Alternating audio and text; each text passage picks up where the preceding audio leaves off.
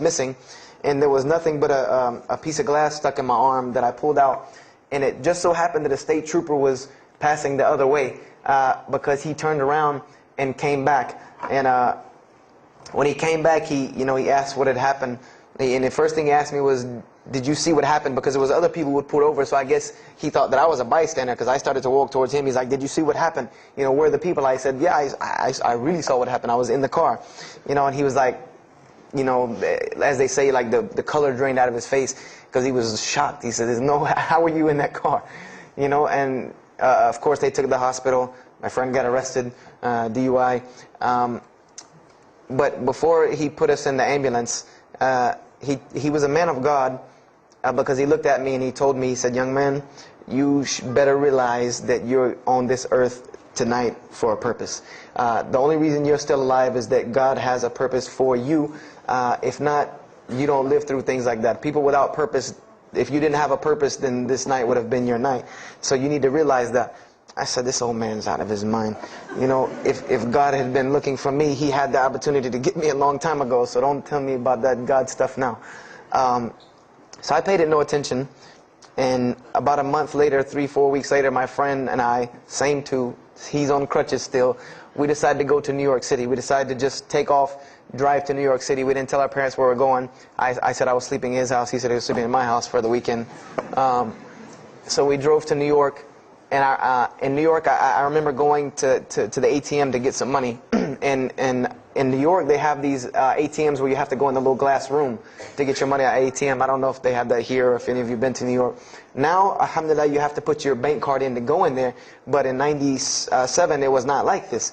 You went in, and it was almost like the game Mousetrap, because you go in, take out your money, criminal comes right in behind you. There's nowhere for you to go. There's nowhere to run. So I went in and I took my money out of the ATM, and I heard the door open behind me. So I turned around. I thought somebody was coming in behind me, and there was a man who put a gun to my face. And he must have really, really, really, really needed this money, because he didn't ask me anything. He didn't say a single word. I just remember looking at the gun in my face and him pulling the trigger. And it was a revolver. And to this day, I'll never forget that image in my head of seeing that little spindle turn and hearing that very distinct click of a revolver. And it probably could have been like a .32 snub-nosed gun like this, but when it was in my face, it looked like one of those like cannons that you see on the movies. And I remember when he pulled the trigger, I didn't think anything. You don't think anything. It just blank. You just go into this like shock of blankness. And then a couple seconds later, thankfully I had been doing martial arts. That might have helped me overcome the fight or flight syndrome, because all I could think was, go! Like myself kicking myself, like, what are you doing? Go! So I bum rushed him. We went flying, he went flying, money went flying, gun went flying. And I took off and went to the hotel and didn't say anything to anybody. We went back to South Carolina the next day. And I didn't say anything because we weren't supposed to be in New York. My grandfather would have killed me. If that guy didn't kill me, my grandfather would have took care of it. So I didn't say anything until about a month or two later. I kept having nightmares about this same incident. I kept having night terrors from this incident. And so I told my grandmother about it. And she told me the same thing that the officer had told me. She said, you have to realize that God has a purpose for your life. You're here for a reason. People don't go through the things that you've been through and still walking on this earth without a reason, and you're pushing the limit. This is what she told me. You're pushing the limit, really. God has something for you, and He wants you to get it, but you're pushing it. And she didn't tell me to go back to Christianity and study my Bible. The only thing she told me was that God hasn't gone anywhere. You just have not looked in the right place yet. And so I decided to put myself back together. The car wreck, the gun thing, the getting arrested for fighting, like all of that, like really made me stop really quick and think, that I need to get my stuff together. So I became an agnostic, someone who I believed in God with no form of religion.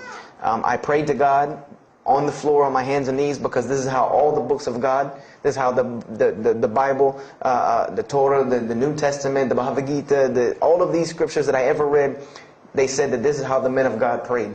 And it was during this time that I did read one book about Islam in the public library, because I had never heard of Islam ever. But I remember I was looking in the religious section in the library at school, and there was a book about Islam, and or it was in the library, the public library, and I remember it was some title like "Why I'm Not a Muslim," or some, you know, one of these titles that was propagandistic against Islam, but I had no idea. So I just took the book and I read it, and I remember it said that Muslims, M-O-S-L-E-M-S, and any of you knowing Arabic knows that's a very derogatory word. A Muslim is someone who oppresses someone else. That's a very quick sleight of the pen that was used in the past for a very real purpose. It said that Muslims were people who worshipped a moon god named Allah, who lived in a box in the desert in Saudi Arabia, and they were oppressive to women. I remember there was a whole chapter about how they could have 4 wives, and as many as they want actually, because they could marry 2, divorce 1, get 3 more, you know, this whole, you know,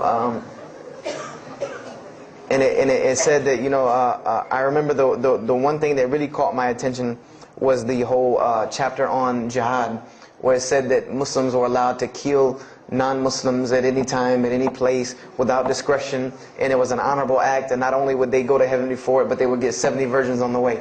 You know, so I closed the book on Islam, put it back on the shelf, and marked off Islam off my little list of religions, and said thanks but no thanks, and if I ever see a Muslim, I am out. And I said I'm pretty safe in Greenville, South Carolina. I had never seen a Muslim ever. So I said, you know, I don't have to worry about running into no Muslims, thank God. So, you know, I started, you know, just worshiping. You know, I tried to just be a good person, you know, pray to God, ask Him for guidance, try to be a genuinely good person. And I remember what changed is when I met a Muslim. I met a Muslim who I had met a couple of times at school. We had went to school together, and I knew him, but I never knew that he was Muslim. And there's a couple of reasons why I never known he was Muslim. Because he was African American, number one, and the book said that Muslims were Arabs. And number two, I didn't know, you know, I thought Muslims ran around, you know, marrying as many women as they want and killing non-Muslims. I didn't know that they could also be part-time drug dealers. So I didn't know, I never knew that this guy was Muslim. I didn't put 2 and 2 together. So we were at his house one day, and me and my other friend, the one that, you know, I got into a lot of trouble with, I'm trying to keep him out of trouble now. We were at his house, and we were debating something about religion. I forget what even the topic was, but you know, you had 2 teenagers thinking they know everything. And I was trying to explain something to him about the Bible. And that guy came in and was listening. He said, "Have you ever heard of Islam?" I said, "Yes, I've heard all about Islam." He was like, "Okay, so what do you think of it?" I said, "What do you mean what I think of it? That's probably the worst religion I've ever seen on the face of the planet." He's like, "Why?" And he's like, "I'm a Muslim." I was like, "Man, stop playing." You know, like, you're an African American. You know, he's like, "So?" I'm like, "The book said you guys were Arab. That all the Muslims were Arabs."